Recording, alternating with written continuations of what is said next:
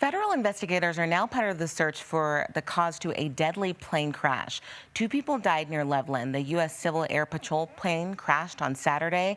It went down near Storm Mountain and Palisade Mountain. That's west of Loveland in Larimer County. A pilot and photographer died. A third person survived there.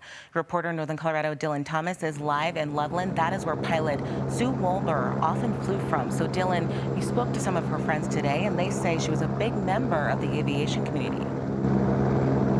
Yeah, they say Sue was not only a member of the Civil Air Patrol, but she was also influential in the industry here in Northern Colorado, saying that she helped inspire young girls and even women to get into this industry. While it isn't clear what caused her plane to go down, her friends say she was an excellent pilot, leading them to speculate that maybe this had to do with the weather.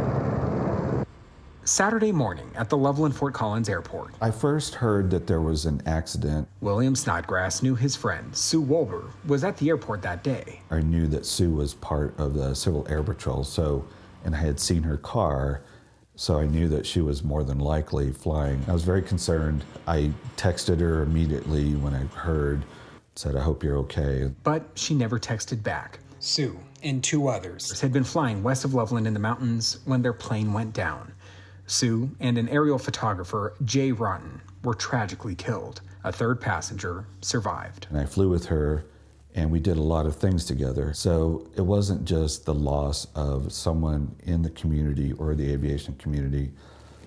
It was a loss of my friend, and so it's been hard for me. While it isn't known yet what caused the crash, Snodgrass and others say there was a severe warning for turbulence in the area at the time. There's a thing called mountain wave, which is basically when the winds blow over like Long's Peak or whatever, they drop just like a current of water, and they can create very severe rotors. If they had been somewhat low to the ground taking pictures, it's possible that they were in a downdraft that pushed them down into the ground. While the NTSB investigates, Snodgrass says his friend was a leader in the community who will be greatly missed. Her greatest passion was giving back not only to aviation, but she really wanted to encourage women in aviation.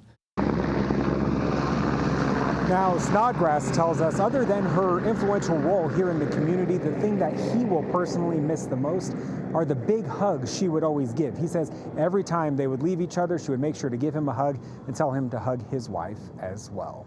Reporting live in Loveland, Dylan Thomas covering Colorado First. That is beautiful. Dylan, thank you so much for sharing that story with us.